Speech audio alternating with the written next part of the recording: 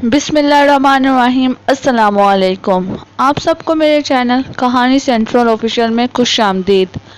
अगर आपने अब तक मेरे चैनल को सब्सक्राइब नहीं किया तो इसको सब्सक्राइब कीजिए और बेल आइकन को प्रेस कीजिए। इस तरह से आपको मेरे आने वाली तमाम वीडियोस का नोटिफिकेशन बर वक्त मिलता रहेगा। चले बिच्छू, कहानी का अगला एपिसोड शुरू करते हैं। टेलीफोन की घंटी मुसलसल चीख रही थी। रिसीवर उठाने वाला कोई ना था। बरखा अपने बेडरूम में ना थी, वो वॉशरूम में थी। घंटी की आवाज़ उसे सुनाई दे रही थी लेकिन वो फौरन निकल नहीं सकती थी। वो नहाने में मसरूफ़ थी। इसी इसना में टेलीफोन की घंटी वक्फे वक्फे से बजकर बंद हो चुकी थी। कोई बरखा को मुसलसल फ़ोन कर रहा था। टेलीफोन की घंटी बार बार बजने की वजह से वो जल्दी जल्दी नहा कर निकल आई। उसने अपने जिस्म के गिर्द एक बड़ा सा तौलिया लपेटा हुआ था।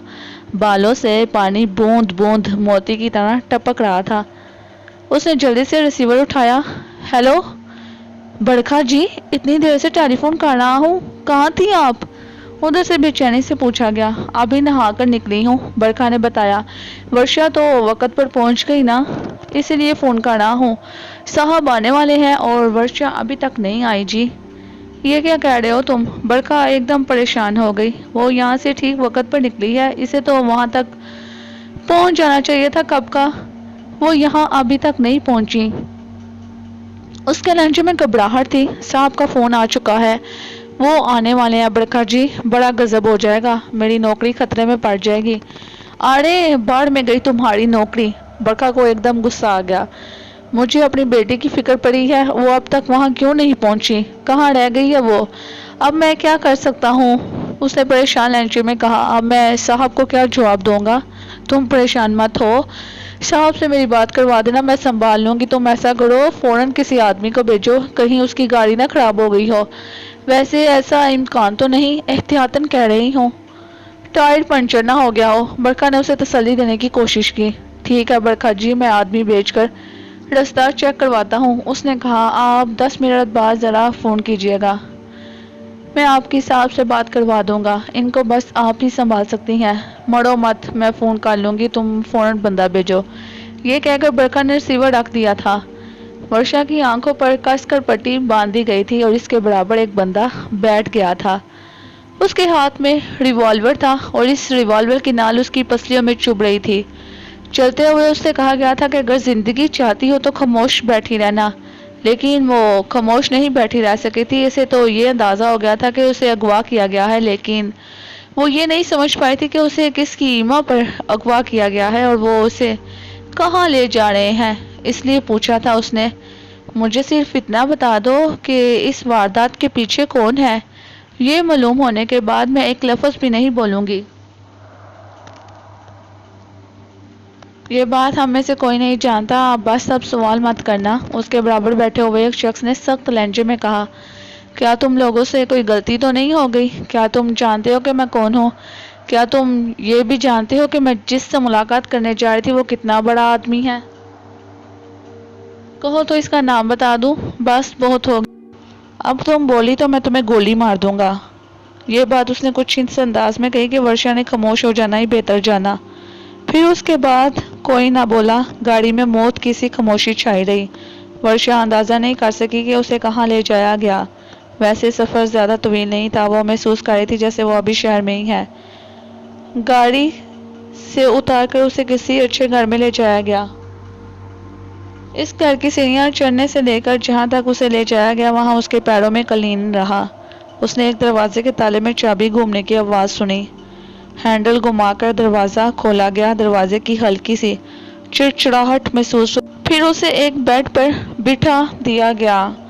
जब उसकी आंखों से पट्टी खोली गई तो इसने खुद को एक आलीशान बेडरूम में पाया। वर्षा को अंदाज़ा था कि आंखें खुलते ही उसे मनहूस चेहरे को देखना पड़ेगा, लेकिन इस वक्त कमरे में कोई खूंखार चेहरा ना था। उसकी आंखों की पट्टी जिसने खोली थी वो कोई मर्द ना था, औरत थी। वो एक उधेड़ उम्र की औरत थी। इसकी आंखों में जिंदगी के तजुर्बे की चमक थी। वो शलवार कमीज में थी और वो वर्षा को बड़ी दिलचस्पी से देख रही थी। बरखा ने नंबर मिलाकर रिसीवर कान से लगाया। हेलो, उधर से भारी आवाज़ में कहा गया। इस आवाज़ को वो अच्छी तरह पहचानती थी। اسے امید نہ تھی کہ وہ براہ راست فون اٹھا لیں گے۔ اوہ سر، میں برکھا بول رہی ہوں۔ برکھا نے بڑی تھکاوٹ سے کہا۔ برکھا جی، آپ نے ہم پر بڑا ظلم کیا۔ اب دیکھو نا، قوم نے ہمارے کندھے پر کتنی بڑی ذمہ داری ڈال دی ہے۔ اس قومی وقت میں سے ہم نے 2 گھنٹے کس مشکل سے نکالے ہیں، آپ یہ بات نہیں جانتی ہوں گی۔ ہمارا خیال تھا کہ یہ 2 گھنٹے ہم کسی کی حسین رفاقت میں گزاریں گے، لیکن یہاں آ کر بدمزگی ہو گئی۔ برکھا جی، آپ نے ہم پر بڑا ظلم کیا۔ سر، میں معذرت چاہتی ہوں۔ آپ یقین کریں، ورشا یہاں سے بالکل ٹھیک وقت پر نکلی تھی، وہ وہاں ابھی تک نہیں پہنچی۔ یہ سن کر میں خود پریشان ہو گئی ہوں۔ میں نے کچھ دیر پہلے عرفی سے بات کی تھی، پتہ نہیں اس نے رستہ چیک کروانے کے لیے کسی بندے کو بھیجا یا نہیں۔ یہ عرفی میرے سامنے بیٹھا، اس سے بات کر لیں، سر نے کہا، اور موبائل فون اس کے ہاتھ میں دینے کی بجائے آف کر دیا اور موبائل میز پر پھینک کر کھڑے ہو گئے۔ ناٹک کرتی ہے ہمارے ساتھ۔ ہر وقت قوم کا درد دل میں لیے پھرنے والے کا دل خراب ہو چکا تھا۔ وہ یہاں اپنا غم غلط کرنے آیا تھا، کسی اور کے غم میں مبتلا ہونے نہیں آیا تھا۔ اس نے جلتی آنکھوں سے عرفی کو دیکھا اور پھنکارتا ہوا بولا، ڈرائیور سے کہو گاڑی باہر نکالے۔ جی سر۔ عرفی کانپتا ہوا بولا، مجھے معاف کر دیجیے، غلطی ہو گئی۔ قوم کا درد بانٹنے والے نے کوئی جواب نہیں دیا، وہ اسے غصے سے دیکھتا ہوا کمرے سے نکل گیا۔ کیا دیکھ رہی ہو؟ ورشا نے اس عورت کو اس قدر محویت سے دیکھتے پایا تو سوال کر بیٹھی۔ تمہیں دیکھ رہی ہوں، اتنی سندر، اتنی سونی لڑکی میں نے آج تک نہیں دیکھی، بالکل ہرنی جیسی ہو۔ تمہیں کہاں سے پکڑا گیا ہے؟ وہ اسے بدستور دیکھ رہی تھی۔ مجھے آدمیوں کے جنگل سے پکڑا گیا ہے، ورشا نے ہنس کر کہا۔ سونی ہونے کے ساتھ ساتھ ہمت والی بھی ہو، اس نے رائے دی۔ کیسے پہچانا؟ وہ حیران ہوئی۔ اس کمرے میں جب کسی لڑکی کی آنکھوں سے پٹی کھلتی ہے تو وہ تھر تھر کانپ رہی ہوتی ہے، خوف کے مارے زبان نہیں کھلتی۔ تم تو ہنس رہی ہو، کون ہو تم؟ اس تجربے کار عورت نے اپنا تجربہ بیان کیا۔ اب تک کتنی پٹیاں کھول چکی ہو؟ ورشا نے سادگی سے سوال کیا۔ یہ بتانے سے تمہیں کیا حاصل ہوگا؟ وہ نرم لہجے میں بولی۔ میں کہاں ہوں، کیا یہ بتا سکتی ہو؟ ورشا نے دوسرا سوال کیا۔ بتانا چاہوں تو بتا سکتی ہوں، لیکن اس سے بھی تمہیں کوئی فائدہ نہ ہوگا۔ تم بتا سکتی ہو تو بتا دو، فائدہ نقصان مجھ پر چھوڑ دو، اس نے دو ٹوک انداز میں کہا۔ تم ڈیفنس کے ایک بنگلے میں ہو، اس نے انکشاف کیا۔ اتنی مہربان ہو گئی ہو تو یہ بھی بتا دو کہ مجھے یہاں کس کے حکم پر لایا گیا ہے، اس نے پھانسا پھینکا۔ یہ بات زیادہ عرصے راز میں نہیں رہے گی، تم خود اپنی آنکھ سے دیکھ لو گی کہ کون ہے وہ، اس نے سنجیدگی سے کہا۔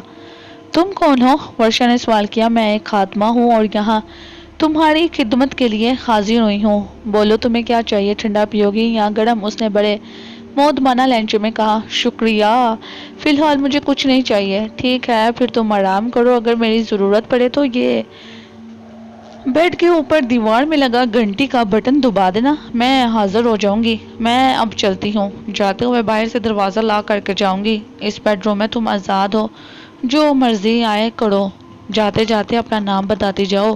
ورشا مسکرائی۔ اگر بتانا چاہو تو۔ میرا نام چندن ہے، اور تم؟ اس نے سوال کیا۔ میں ورشا ہوں۔ ورشا نے اپنا نام بتایا۔ اچھا نام ہے، کم سننے میں آتا ہے، کس نے رکھا یہ نام؟ اس نے ایسے ہی پوچھا۔ میری ممی نے، ان کا نام برکھا ہے، ورشا نے بتایا۔ اوہ! برکھا کا نام سن کر چندن ایک دم چونک گئی۔ تو تم برکھا کی بیٹی ہو؟ ہاں۔ کیا تم میری ممی کو جانتی ہو؟ ورشا نے خوشگوار حیرت سے اسے دیکھا۔ ہاں، بہت اچھی طرح۔ وہ بڑے صاحب کے پاس آیا کرتی تھی، انہوں نے ان کے بہت کام کیے، انہوں نے ایک کام میرا بھی کیا تھا۔ میرا شوہر مجھے بہت تنگ کرتا تھا، بات پہ بات مارتا تھا۔ انہوں نے مجھے ایک پڑیا دی، اس میں راکھ جیسی کوئی چیز تھی، وہ میں نے اپنے شوہر کو چائے میں گھول کر پلا دی۔ بس وہ دن اور آج کا دن، پھر کبھی اس نے مجھ پر ہاتھ نہیں اٹھایا۔ بڑے صاحب کی زندگی تک وہ یہاں آتی رہیں اس بنگلے میں، جب ان کا انتقال ہو گیا تو انہوں نے آنا چھوڑ دیا، چندن نے بتایا۔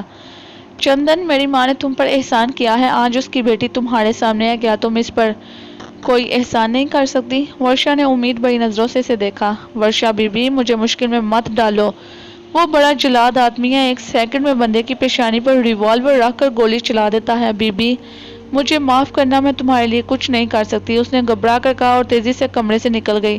پھر ورشا نے دروازے کے تالے میں چابی گھومنے کی آواز سنی اور وہ بند دروازے کو دیکھتی رہ گئی۔ یہ ایک وسیع اور عریض فارم تھا۔ اس فارم میں खासा अंदर जाकर कॉटेज बना हुआ था। वासम ने अपनी गाड़ी कॉटेज के दरवाजे से मिलाकर खड़ी की और हॉर्न दिया। चंद लम्हों बाद कॉटेज का दरवाजा खुला। सोना मुस्कुराती हुई बाहर आई। वासम, तुम्हें आने में कुछ देर तो नहीं हो गई? सोना ने गाड़ी में झांककर साहिल उमर को देखते हुए कहा। रास्ते में एक जगह चेकिंग हो रही थी, रास्ता बदल कर आया हूँ, वासम ने बताया। फिर इन दोनों ने साहिल उमर को सहारा देकर गाड़ी से उतारा। गाड़ी से उतरते हुए साहिल उमर ने एकदम आंखें खोली और खाली निगाहों से बारी बारी दोनों को देखा और फिर उनके कंधों का सहारा लेकर यूं चलने लगा जैसे वो दोनों इसकी मर्जी के मुताबिक उसे कहीं ले जा रहे हों। इसे कुछ सोचना था, वो कहाँ है, क्या कर रहा है, बरखा जी ने इसके बारे में क्या हदायत की है, इसे कहाँ रखना है? सोना ने कॉटेज की सीढ़ियां चढ़ते हुए पूछा। अंदर वाले कमरे में रखना है, सेज पर लटाना है, वासम ने उसे गहरी नजरों से देखते हुए कहा। वासम, तुम भी खूब हो, इसे तुम सेज कहते हो? सोना ने उसे तिरछी नजरों से देखा। अच्छा चलो, सेज मत कहो, मौत की सेज कह लो, अब तो ठीक है। हाँ, वो कमरा तो कुर्बान गाह है, सोना ने गहरा सांस लेकर कहा। सोना, एक बात कान खोल कर सुन लो, कोई गलती नहीं होनी चाहिए। बरखा जी ने बहुत सख्त तनबीह की है, अगर जरा भी कोई गड़बड़ हुई तो हम दोनों की खैर नहीं। वासम ने कमरे में दाखिल होते हुए से समझाया। नहीं, कोई गलती नहीं होगी, तुम बेफिक्र हो। सोना ने उसे यकीन दिलाया। फिर तौक़ुफ़ करके बोली, बरखा जी कब आएंगी? इनसे फ़ोन पर बात करना होगी, फिर जब वो कहेंगी उन्हें जाकर लाना होगा, वासम ने बताया। फिर वो दोनों अंदर वाले कमरे के दरवाजे पर रुक गए। सोना ने अपना कंधा उसके बाजू से निकाला और वासम से बोली, वासम ज़रा संभालो। वासम ने झूलते साहिल उमर को मजबूती से थाम लिया। तब वो ज़मीन पर बैठकर साहिल उमर के जूते उतारने लगी। फिर इन दोनों ने भी अपने जूते उतारे और वो दरवाज़ा खोलकर अंदर दाखिल हुए। ये एक चौकोर कमरा था, सुर्ख रंग का कालीन बिछा हुआ था। इसके अलावा इसमें कोई सामान ना था। इस कमरे के दरमियान में शायद एक तख्त पड़ा हुआ था, वो चारों तरफ से एक काली चादर से ढका हुआ था। साहिल उमर को इस पर एहतियात से लटा दिया गया और फिर दोनों उल्टे कदमों वापस दरवाजे की तरफ गए और बाहर निकलकर दरवाज़ा मुक़फ़ल कर दिया। सुबह हो चुकी थी। सूरज की रोशनी एकदम ही उसकी आंखों पर पड़ी थी। उसकी बंद आंखों पर तमाज़त महसूस हुई तो इसने फ़ौरन आंखें खोली और फिर फ़ौरन ही उठकर बैठ गया। सूरज की रोशनी ऊपर बने रोशनदान से आ रही थी और एक महसूस जगह पर पड़ रही थी।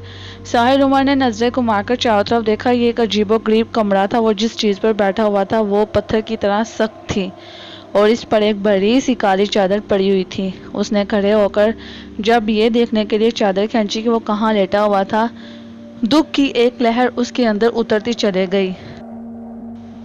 वो किसी की कब्र थी और इस कब्र का कुतबा सरहाने के बजाय दरमियान में लगा हुआ था, जिस पर साहिब कब्र का नाम, सने वलादत और सने वफात लिखा हुआ था।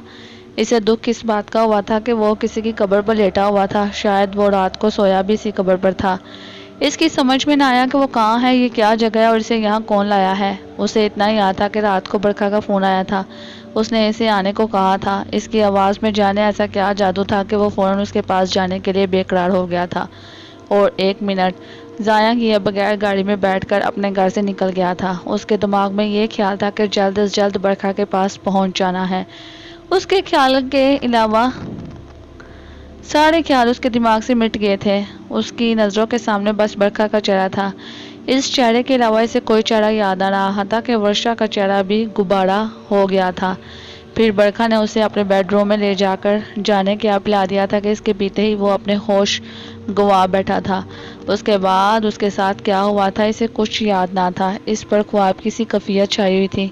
उसे ये एहसास तो था कि उसके साथ कुछ हो रहा है, क्या हो रहा है इसका पूरी तरह इदराक ना था। कभी वो बरखा का चेहरा देखता, कभी उसे वासम नजर आता, कभी वो खुद को गाड़ी में बैठा हुआ पाता, कभी वो कहीं लेटा हुआ महसूस करता। इस वक्त वो ज़रा सा होश में आया तो उसकी आंखें पूरी तरह खुली थी। उसे यूँ महसूस होता था जैसे उसे गहरी नींद से झंझोड़ कर उठा दिया गया हो। सर चकरा रहा था और जिस्म सुन्न हो रहा था। उसने वर्जिश के अंदाज में हाथ पैरों को हरकत दी और सोचने लगा कि ये क्या जगह है। ये बरखा का बेडरूम तो ना था, ये बड़ा अजीबोगरीब कमरा था। कमरे में एक कब्र भी थी और दीवार से दीवार तक सुर्ख कालीन बिछा हुआ था। इस कमरे में 2 रोशनदान थे जो आमने सामने थे और खासे ऊंचे थे। कोई खिड़की ना थी। सामने एक दरवाज़ा था। वो आहिस्ता आहिस्ता चलता हुआ दरवाजे तक गया। चलते हुए उसके कदम डगमगा रहे थे। उसने दरवाजे का हैंडल नीचे कर दरवाज़ा खोलना चाहा लेकिन वो लॉक था। اب اس کا دماغ آہستہ آہستہ بیدار ہوتا جا رہا تھا اور وہ سوچ رہا تھا کس مصیبت میں گرفتار ہو گیا ہے۔ برکھا کا بنگلہ اس وقت تاریکی میں ڈوبا ہوا تھا۔ ناصر مرزا اسی جگہ سے دیوار پھلانگ کر اندر آیا تھا جس جگہ سے اس نے دن کی روشنی میں ساحل عمر کی گاڑی کھڑی دیکھی تھی۔ دیوار کود کر وہ چند لمحے اطمینان سے کھڑا رہا۔ اس نے بنگلے کی پچھلی سائڈ کو بغور دیکھا۔ عمارت میں کہیں بھی روشنی نہ تھی۔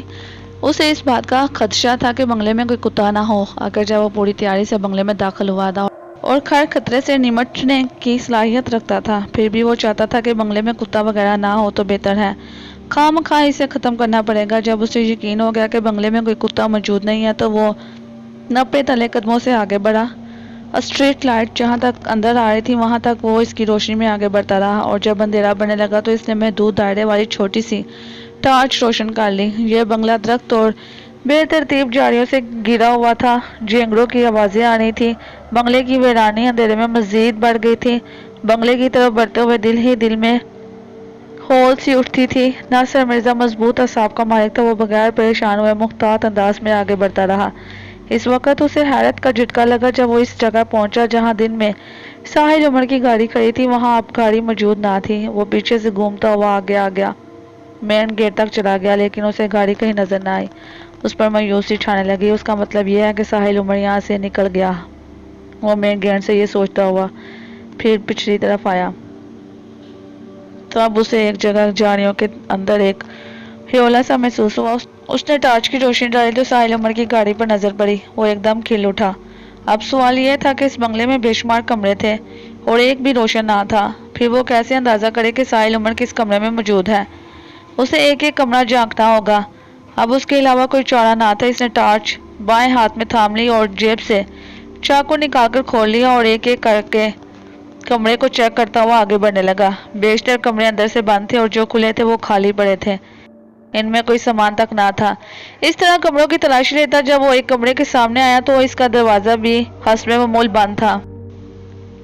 اس نے دروازے کو آہستہ سے دھکا دیا تو وہ کھل گیا۔ ٹارچ روشن کر کے سامنے دیکھا تو اسے اس کمرے میں قالین بچھا نظر آیا۔ پھر ٹارچ کے دائرے نے ایک بیڈ دریافت کیا۔ ناصر مرزا ابھی بیڈ پر ٹارچ کی روشنی ڈال کر یہ دیکھنے ہی والا تھا کہ آیا بیڈ پر کوئی موجود ہے کہ نہیں کہ اچانک کمرہ تیز روشنی میں نہا گیا۔ کمرے میں برکھا موجود تھی۔ بیڈ سے اٹھ کر اس نے لائٹ روشن کی اور اپنے سامنے ناصر مرزا کو پا کر اس کی آنکھوں میں خون اتر آیا۔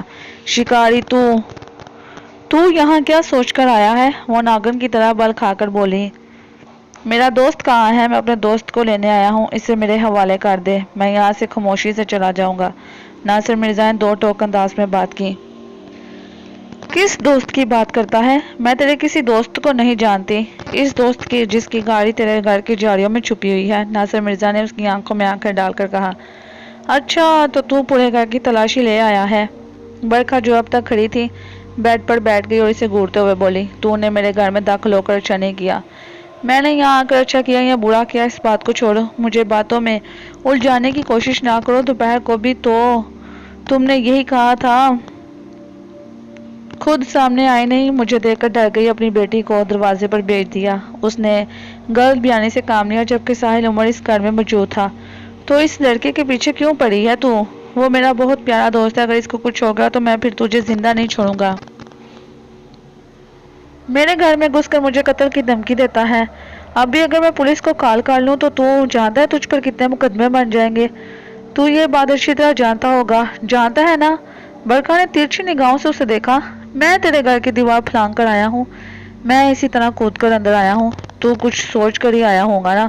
تو اپنا شوق پورا کر لے، پولیس کو کال کر، پھر دیکھ تماشا۔ ناصر مرزا پولیس بلانے کی دھمکی پر تھوڑا پریشان ہو گیا تھا، لیکن اس نے اپنی پریشانی ظاہر نہ ہونے دی۔ اس نے اسے الٹی دھمکی دے کر چکرا دیا۔ اگر وہ ڈر جاتا تو وہ اسے اور ڈراتی، لیکن وہ ڈرنے والوں میں سے نہ تھا۔ تو کیا چاہتا ہے؟ برکھا کا لہجہ تھوڑا نرم ہوا۔ میں یہاں ساحل عمر کو لینے آیا ہوں، اسے میرے حوالے کر دو۔ اور میری بیٹی کا کیا ہوگا؟ ایک انوکھا سوال ہوا۔ کہیں تو ساحل عمر اور ورشا کی شادی کے چکر میں تو نہیں ہے؟ یاد رکھ، میں ایسا نہیں ہونے دوں گا۔ میں کیا کہہ رہی ہوں اور تو کیا کہہ رہا ہے؟ تو جو کہنا چاہ رہی ہے میں اچھی طرح سمجھتا ہوں۔ ورشا کہاں ہے؟ ناصر مرزا اس سوال پر چونکا۔ اس سوال کا کیا مطلب ہے؟ تمہارے جانے کے بعد سے میری ورشا غائب ہے۔ اس کی گاڑی کلفٹن چرنگی کے نزدیک سے ملی ہے۔ مجھے یقین ہے کہ تم لوگوں نے اسے اغوا کروا دیا ہے۔ برکھا نے اس کی آنکھوں میں دیکھتے ہوئے کہا۔ او تو ورشا اغوا ہو چکی ہے۔ ورشا کے اغوا کا ذکر سن کر ناصر مرزا کے دل میں ٹھنڈک سی پڑ گئی۔ کوئی تو ان ظالموں کو نقصان پہنچانے والا پیدا ہوا جس نے بھی ورشا کو اغوا کیا ہے۔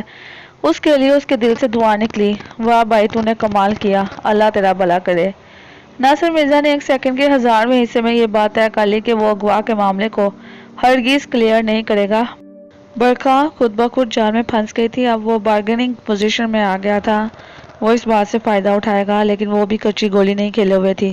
وہ ایک شاطر تھی۔ جب اس کے علم میں یہ بات آئی تھی کہ ورشا کی گاڑی کلفٹ اور چرنگی کے نزدیک کھڑی ہے، تب سے اس نے اپنے تمام ہڑکارے ادھر ادھر دھرائے ہوئے تھے۔ جن جن لوگوں پر اسے شبہ تھا وہاں وہ چیک کر رہی تھی۔ اس کے ساتھ ہی وہ پورے بنگلے میں اندھیرا کر کے اپنے بیڈ پر بیٹھ کر ایک عمل کر رہی تھی کہ ناصر مرزا اس کے گھر میں آگ کودا تھا۔ یہ لوگ اس کی فہرست میں شامل نہ تھے۔ ناصر مرزا کا چہرہ دیکھ کر اچانک اس کے دل میں یہ خیال آیا کہ ہو سکتا ہے یہ کام ان لوگوں نے کیا ہو۔ یہ سوچ کر اس نے اندھیرے میں تیر چھوڑ دیا تھا، اگر ناصر مرزا کے اشارے پر یہ اغوا ہوا تو یہ فوراً اگل دے گا۔ اس طرح ورشا کے بدلے میں ساحل عمر کو دے دیا جائے گا اور آئندہ ورشا کو محفوظ کر کر ساحل عمر کو دوبارہ اپنے قبضے میں لے لے گی۔ تم کسی کو اغوا کر سکتی ہو تو کوئی اور بھی تمہاری بیٹی کو اغوا کروا سکتا ہے۔ شیر کو سوا شیر ملنا کون سا مشکل ہے؟ ناصر مرزا نے طنزیہ لہجہ اختیار کیا۔ میں نے ساحل عمر کو اغوا نہیں کیا، برکھا نے کہا۔ پھر اس کی گاڑی تمہارے گھر میں کیسے موجود ہے؟ ناصر مرزا نے سوال کیا۔ ہو سکتا ہے تمہاری بیٹی کو بھی کسی نے اغوا نہ کیا ہو، وہ اپنی مرضی سے کسی کے ساتھ گئی ہو۔ شکاری، میرے پاس زیادہ وقت نہیں ہے، جو کچھ کہنا ہے صاف لفظوں میں کہو۔ یہ کہہ کر اس نے سائڈ ٹیبل پر رکھا ہوا جگ اور گلاس اٹھایا، جگ سے پانی نکال کر پورا گلاس بھرا۔ اتنی دیر میں اس نے کچھ پڑھ کر گلاس پر پھونکا اور بیڈ سے اچانک اٹھ کر 2 قدم آگے بڑھی، اور اس سے پہلے کہ ناصر مرزا کچھ سمجھتا اس نے پانی سے بڑا گلاس اس کے اوپر پھینک دیا۔ بظاہر پانی نظر آنے والی چیز اس کے پر کر پھونکتے ہی پانی نہ رہی تھی، تیزاب بن گئی تھی۔ ناصر مرزا کی جگہ اس وقت اگر کوئی اور شخص ہوتا تو وہ جل کر رہ جاتا، اس کا چہرہ اور جسم جھلس جاتا، مگر یہ پانی ناصر مرزا کا کچھ نہ بگاڑ سکا۔ پانی پڑتے اس کے جسم میں آگ لگنی شروع ہوئی تھی کہ ناصر مرزا کو فوراً ہوش آ گیا۔ اس کے ہاتھ میں کھلا ہوا چاقو موجود تھا، وہ چاقو فوراً اس نے اپنے جسم سے لگا لیا۔ دیکھتے ہی دیکھتے وہ پانی بھاپ بن کر اڑ گیا۔ برکھا اسے آنکھیں پھاڑ کر حیرت سے دیکھنے لگی۔ ورشا بیڈ پر پاؤں لٹکائے بیٹھی تھی، اس کی نظریں دروازے پر جمی تھی۔ وہ اس شخص کا انتظار کر رہی تھی جس نے یہ سارا کھیل رچایا تھا۔ اسے بند دروازے کے کھلنے کا شدت سے انتظار تھا۔